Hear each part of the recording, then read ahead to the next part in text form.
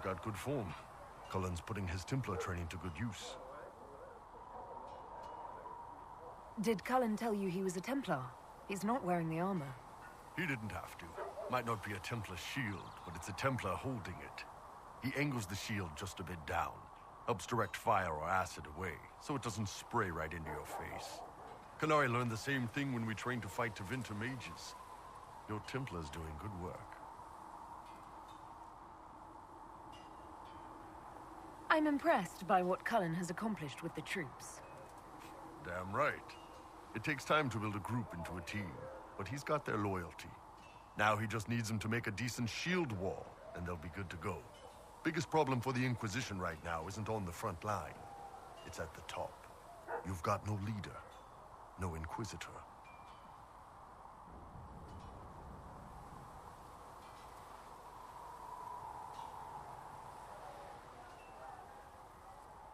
Cassandra's been the driving force of this Inquisition. She's the leader in all but name.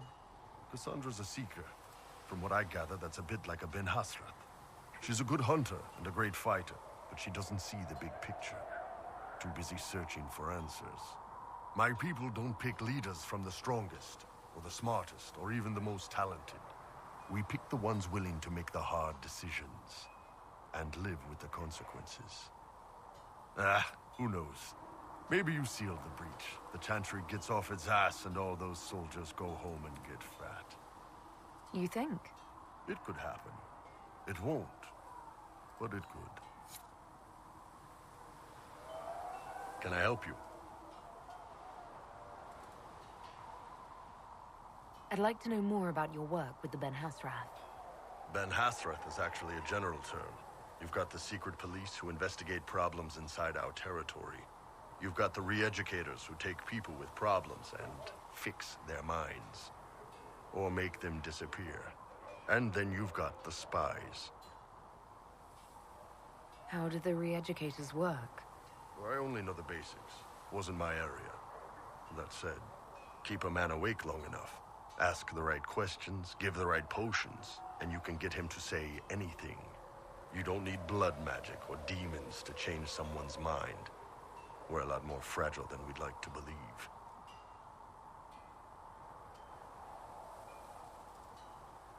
You can alter someone's beliefs that easily. One of my friends was a re-educator. He said that every memory is like the page of a book. When you examine a memory, you're turning to that page, and when you're there, the page is laid bare. Write a few notes in the margins of the page, erase a word here and there, and your whole outlook changes. I always felt a little weird reading after that conversation. The re-educators sound horrible. Yeah, they probably do. Here's the thing, though. What happens in Orlais when you commit a crime or betray a lord? They just lop your head off. At least the Qunari try to fix you.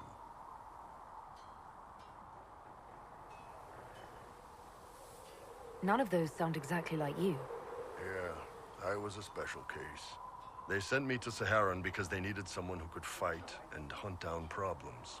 That whole island was a sack of cats. Incursions from Tevinter, Tal Vashath, and native rebels fighting both sides. And in the middle, me, trying to wrangle the rebels and restore order. You seem like the type who enjoys a good fight. There's a good fight, and there's finding out who put rat poison in the bread and killed a bunch of children. I hunted down a lot of rebels. Lost a lot of friends to the Vince, or the Fog Warriors, or the Tal Vashath. One day I woke up and couldn't think of a damned reason to keep doing my job. Turned myself into the re-educators. Not many people would have the courage to do that. I thought about letting some rebel kill me, but I couldn't give any of those bastards the satisfaction. The Ben Hasrath ordered me to go to Orlais, ostensibly as a Tal Vashath, and work undercover. That's how I ended up here.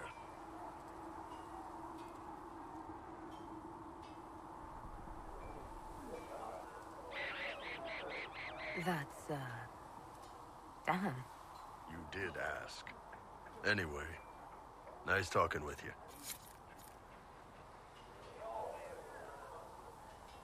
How's it going?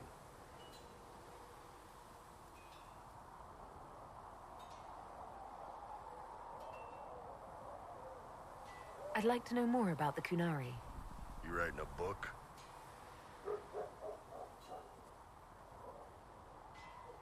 What I've heard about them sounds fascinating. What you've heard was mostly horse shit. All right. What do you want to know?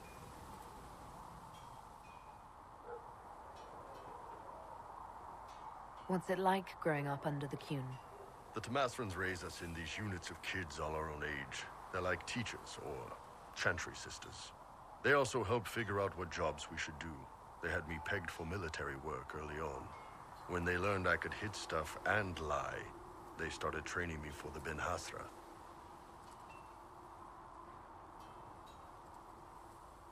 That must have been a good day for you. Yes, it's like being a block of stone with a sculptor working on you. One day, the last of the crap gets knocked off, and you can see your real shape. What you're supposed to be. That's a good day.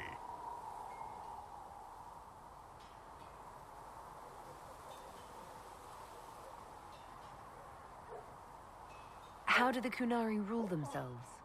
It's pretty simple. We've got the matriarchy, the priesthood, and the military. The priesthood figures out how Kunari should live in theory. The matriarchy makes it work in practice. And the military keeps the Kunari safe from outside threats. Does it actually work like that? Is there much infighting?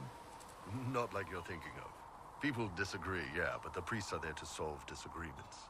Here in Olay, politicking comes from people putting their own gain ahead of the gains of society. If you do that among the Kunari, the Ben Hasrath set you straight, or kill you.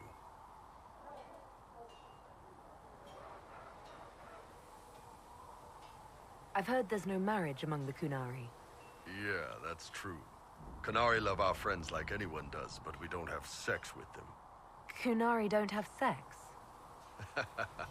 Oh, we definitely have sex. They're Tamasrans who pop your cork whenever you need it. Seriously? Yes. It's not a big deal like it is here. It's like, I don't know, going to see a healer. Sometimes it's this long, involved thing. It takes all day, leaves you walking funny. Other times you're in and out in 5 minutes. Thank you. See you next week.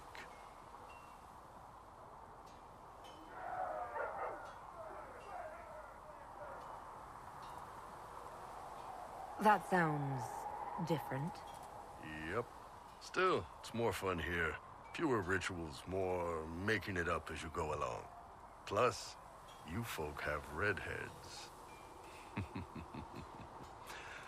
Redheads.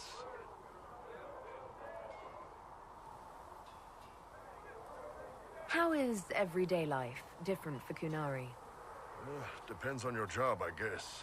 Some are just about the same. A baker in Val Royeaux gets up, gets dressed, and starts work. A baker in Parvolan does the same thing. They don't care about the Empire or the Kun. Mostly they worry about breaking eggs and hope the dough rises right. It can't be exactly the same. The Kunari have no personal freedoms. How many personal freedoms do you figure that baker in Val Royeaux has? Life isn't about freedom. The baker in Parvolan wonders if she'll be given enough eggs to do her work. Will they come on time? Will the kitchen workers get her bread while it's fresh, or will they come late and blame her 'cause it's stale? Same crap in Val Royeaux. People are just people.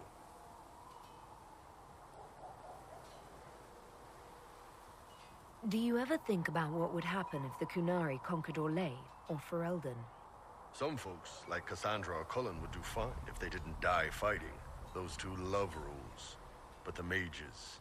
Can you imagine Solus trying his fade dreaming under the Kun? Or Vivian doing her political bullshit? Both Sarah and Varric would mouth off until they ended up re-educated, drugged until their minds broke. So, to answer your question, no, I don't think about it much at all. The word Kunari, is that the race or the religion? Both. Kind of. The humans and elves who follow the Kun are the Vidathari. The Kunari who break away from the Kun are Talvasha, deserters.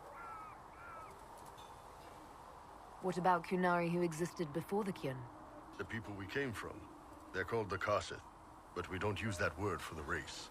We came south to Thedas because the Kosseth were... I don't know. We had to leave.